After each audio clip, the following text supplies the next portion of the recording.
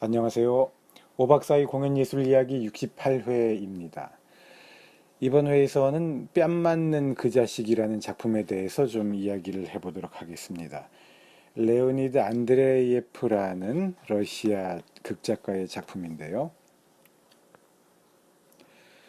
제가 볼 때 이 작품은 인류사에 길이길이 기념되어야 할 명작입니다. 조금 오래돼서 기억이 가물가물하지만 제 기억에 의하면 제가 이 작품을 처음 접하게 된 것은 영화 버전을 통해서였던 것 같습니다. 이 작품이 무성 영화로도 만들어졌거든요. 빅터 쇼스트롬이라는 감독에 의해서 만들어지고 그 유명한 천의 얼굴을 가진 사나이라고 흔히 불려지는 론 체인이라는 배우가 주연을 맡았습니다. 그 영화를 보고 나서 저는 제가 좋아하는 표현으로 영혼을 송두리째 뒤흔드는 것 같은 감동을 느꼈습니다. 어느 광대의 이야기인데요. 이 광대는 무슨 진지한 말을 할 때마다 옆 사람으로부터 따귀를 맞는 개그로서 아주 유명해집니다. 그러니까 이 사람이 하는 모든 말은 농담이 되어버리는 것이죠. 진지한 이야기, 진실된 이야기를 할수록 이 사람은 그래서 뺨을 더 많이 맞게 되는데요. 서커스 무대 위에서요. 이러한 것은 때로는 진실이 믿을 수 없는 것처럼 느껴지고 진실이 비웃음을 당하는 인간 사회의 본질을 아주 기발한 방식으로 풍자하고 있는 것 같습니다. 이 작품 안에서 광대는 아름다운 젊은 아가씨를 사랑하게 되죠. 그러나 그 광대의 사랑이 이루어질 리는 없지 않겠습니까? 그래서 결국은 짝사랑을 마음속에 품고 있다가 그 사랑하는 아가씨와 그 아가씨의 애인을 보호하기 위해서 자신이 희생을 당한다. 기꺼이 죽어간다라는 내용입니다. 제가 무성영화에 대한 책을 준비하고 있다가 아주 여러 해째 중단되고 있습니다. 오늘 이번 회를 녹음하면서 다시 한번 그 책을 빨리 다시 재개해야 할 텐데 라는 생각이 드네요. 제가 무성영화에 대해서 관심을 갖는 데는 이유가 있습니다. 무성영화들이 우리가 잘 몰라서 그렇지 실제로 명작 몇 편들을 대하다 보면 매우 매우 감동적이기 때문입니다. 그리고 인간들의 모습을 매우 설득력 있게 잘 그려내기 때문입니다. 그리고 연출을 하는 방식이 아주 교과서적이면서도 독창적입니다. 이것은 구체적으로 어떻게 말로 설명하기가 쉽지는 않은데요. 인간이 살고 있는 세상이 요지경이다. 인간이 살아가고 있는 환경이 알고 보면 참으로 대수롭지 않게 느껴진다. 라는 아이디어를 표현하기 위해서 지구가 거대하게 돌아가고 있는데 그 거대하게 돌아가는 우주 속 지구의 주변에 광대들이 쭉 늘어 앉아서 광대 노름을 한다든가 그러다가 빙글빙글 돌아가는 지구가 다시 장면이 바뀌면 광대의 손 위에서 돌아가는 한 개의 공에 지나지 않게 보인다든가 이런 식의 매우 교과서적이고 어떻게 보면 뻔한 것 같지만 그렇기 때문에 연출의 의도가 관객에게 명확하게 전달이 되고 그러한 연출 의도가 납득이 되는 방식의 연출들이 많이 나오고 있습니다. 또 다른 예를 들어보면 메이에르홀트가 도리언 그레이의 초상이라는 영화를 연출할 때 보면요. 극장에 연극을 보러 들어간 사람들이 발코니에 앉습니다. 그러면 앉은 사람들이 뒤쪽에 거울이 하나 걸려 있거든요. 그 거울에 무대 위에서 벌어지고 있는 연극의 광경이 비춰집니다. 그런데 어떤 장면이 비춰지냐 하면 어떤 젊은 남자가 발코니를 덩굴을 타고 기어 올라가는 그런 장면이 보이거든요. 그러니까 이 영화를 보는 사람들은 카메라가 연극의 무대를 비춰주지 않아도 연극을 보러 들어와서 객석에 앉아있는 사람들의 모습을 비춰주고 있음에도 불구하고 그 뒤에 벽에 걸려있는 거울의 모습을 통해서 그 거울에 비친 무대 위의 모습을 보게 됩니다. 그래서 저 사람들이 지금 셰익스피어의 로미오와 줄리엣 공연을 보러 왔구나라는 것을 알게 되죠. 또 다른 예도 들어볼 수가 있겠습니다. 황태자의 첫사랑이라는 무성 영화를 보면요. 그 무성 영화에서 왕자가 기차를 타고 하이델베르크에 도착하게 됩니다. 그러면 그 왕자가 도착할 때 하이델베르크의 모습을 카메라는 잡아서 보여주지 않습니다. 그 왕자가 타고 도착하는 기차의 모습을 보여주죠. 그 객차의 창문을 비춰주면 왕자가 창밖을 내다보는데요.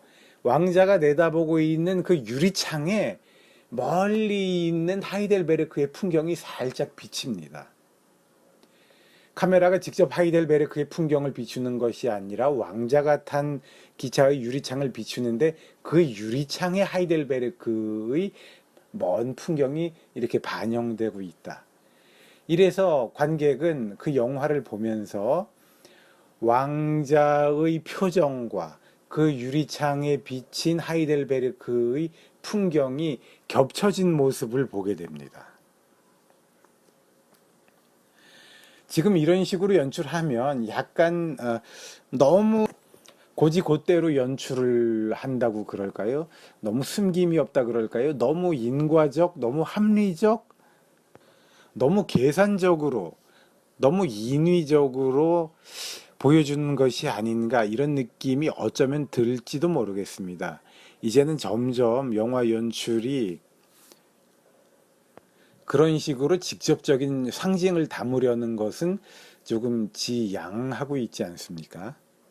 아무튼 무성 영화는 우리에게 전달해 주는 것이 참 많은데요. 우리가 많은 것을 생각하게 하도록 합니다. 무성 영화의 세계 안에서는요, 리얼리즘이 좀 덜합니다. 그러니까 어떠한 묘사들이 외형적 묘사들이 덜 리얼하다라는 것이 아니라 그것이 묘사하는 세계가 덜 현실적입니다.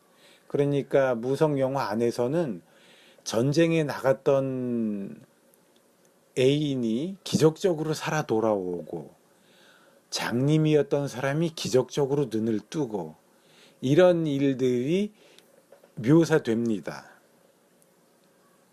오늘날의 영화나 드라마 같은 데서는 그런 일들이 잘 발생하지 않죠. 현실감이 덜하기 때문에요. 무성 영화에서는 그렇게 이룰 수 없는, 현실에서는 이루어지지 않는 것들을 대신 이루어주고 관객들을 감동시키고 만족시키는 그런 현상들이 자주 발생합니다. 무성 영화와 관련해서 또 한 가지 말씀드려야 할 것은, 무성 영화는 소리가 없는 영화죠. 지금 유튜브 같은 데에 무성 영화의 동영상이 올라와 있으면 거기에는 아주 적절하게 음악들이 잘 배경으로 깔려 있는데요. 그 음악들은 우리 시대의 사람들이 만들어서 붙인 것이라는 것을 우리가 꼭 기억해야 하겠습니다. 그리고 그와 관련해서 또 한 가지 생각하게 된다면, 음악 없이 무성 영화를 볼 때 그것이 얼마나 재미가 없고 무미건조할 것인가도 생각을 해봐야 되겠죠. 음악이 적절히 들어가면서 영화 안의 어떤 긴장감과 정서감을 증폭시키게 되는데요. 이러한 것을 보면서 우리는 실제로 멜로드라마라는 것은 역시 이렇게 음악이 수반되는 효과가 강한 것이로구나 하는 생각을 해볼 수가 있겠습니다. 멜로드라마에 대해서는 또 기회가 되면 나중에 다시 이야기하도록 하겠습니다. 네, 영화 버전 뺨 맞는 그 자식 He Who Gets Slept는 어마어마한 명작입니다. 이것이 예전에 VHS 비디오 테이프 버전으로 되어 있다가 그 영화를 보면 이 영화가 정말 명작이다라는 것을 알 수가 있겠는데, 이 영화가 몇 년 전에 디지털로 다시 리메스터드 되면서 분량도 많이 늘어났고요. 음악도 새로 만들어서 붙여졌습니다.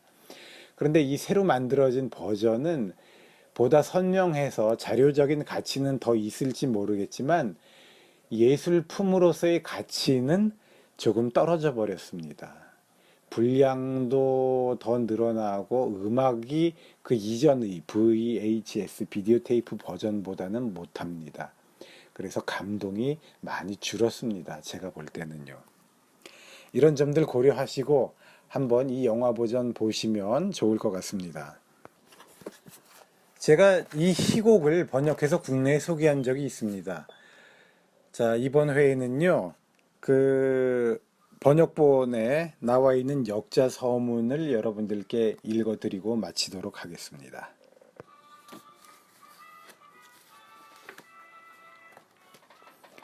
20세기 초반의 한국 근대 연극사에 관심을 가지게 된 이후로 나는 당시의 공연들이 어떠한 모습이었는지를 직접적으로 파악하게 해주는 자료들이 그리 많지 않다는 점에 늘 아쉬움을 느끼고 있다. 선구자들이 구체적으로 어떤 형식과 내용을 가진 희곡 텍스트들을 구체적으로 어떻게 당시의 관객 앞에 시청각화하였는지를 판단할 수 있게 해주는 자료가 풍부하게 있어야 우리가 초창기 신극의 정체성을 보다 명확하게 파악하고 기술할 수 있을 것인데, 유감스럽게도 우리에게는 그저 당시의 신문, 잡지에 실려있는 리뷰나 회고 정도만을 자료로 가지고 간접적으로 공연의 모습을 짐작하게 되는 경우가 적지 않다. 이러한 상황에서 나는 제한되어 있는 기존의 자료들을 자꾸 재해석하려 들기보다는 새로운 자료들을 발굴, 소개하고 공유하는 것이 한국 연극학을 위해 더 시급하고 도움이 되는 일이라고 믿고 있다. 이러한 믿음을 가지고 희곡 뺨 맞는 그 자식을 소개해보고자 한다. 뺨 맞는 그 자식은 러시아의 소설가이자 극작가인 레오니드 안드레예프의 대표적 희곡이다. 이 작품은 1915년 10월에 러시아에서 초연되었는데 우리나라에서는 1927년 11월에 종합예술협회의 제1회 공연으로서 선을 보였다. 종합예술협회는 나운규, 강홍식, 이월화, 복혜숙, 연학년, 김동환, 김을한 등이 모여서 조직한 단체로서 당시의 신문 보도에 의하면 특히 명성이 높은 극인과 영화인들의 총집합이며 동시에 현금 조선의 이름 높은 문사, 음악가, 건축가 등도 가담하고 있는 화려한 진용을 이루고 있었다. 쟁쟁한 배우들이 모였던 만큼 뺨 맞는 그 자식의 공연평은 나쁘지 않았다. 당시의 신문 기사들을 살펴보면 공연을 칭찬하는 분위기가 대체적이었고 갈채와 찬양이나 대호평, 만원의 성황 같은 표현도 나타나고 있다. 배우들의 연기에 대해서는 주로 여자 주인공인 콘수엘로 역의 이월화나 남자 주인공인 광대, 그놈 역의 강홍식, 사자조련사 지니다 역의 복혜숙에 대한 칭찬이 있었는데 그 중에서도 복혜숙의 연기가 가장 호평을 받았다. 뺨 맞는 그 자식 공연은 복혜숙 자신에게도 인상적인 기억으로 남았던 듯하다. 복혜숙이 반짝반짝하는 젖가리개만 허구 빤스만 입고 무대에서 연기를 하자 객석에 와있던 그녀의 이화학당 선생 김환란이 어머 제가 하면서 놀라 자빠지고 그녀의 아름다운 다리를 본 어떤 일본인은 아, 저 다리 좀 봐 라고 말하면서 졸도했다는 얘기를 복혜숙 스스로 전하고 있다. 이영일의 한국 영화사를 위한 증언록 김성춘 복혜숙 이구영 편 156쪽 참고. 나 개인적으로는 그동안 뺨 맞는 그 자식 공연의 실체에 조금이나마 접근해 볼 만한 자료를 신문 기사들 말고는 좀처럼 찾아볼 수 없었다. 이번에 그 원작 희곡을 소개함으로써 한국 근대 연극사의 한 페이지에 의미 있게 기록되어야 할 공연의 모습을 한 걸음 더 직접적으로 이해하는 계기를 마련하고자 한다. 문학 자체의 의미를 따진다면 이 희곡의 주인공이 심미적으로 추구하고 있는 이상과 진실, 그리고 사랑에 대한 동경의 강렬함에 독자는 감동과 감탄을 금치 못할 것이다. 그러나 사회나 역사적 맥락을 생각해 본다면 이 작품의 자기도취적 우울과 비관, 허무적 퇴폐적 감수성이 오늘날이나 식민지 시대의 우리 땅에서 얼마나 공감을 얻으며 가치를 인정받을 수 있을지 의심스럽기도 하다. 이 작품의 이러한 두 측면에 대해서는 보다 많은 연구와 논쟁이 있어야 할 것 같다. 뺨 맞는 그 자식은 빅터 시스트롬 감독에 의해 영화로도 만들어져 1924년에 발표되었고 그 영화가 우리나라에도 소개된 적이 있다.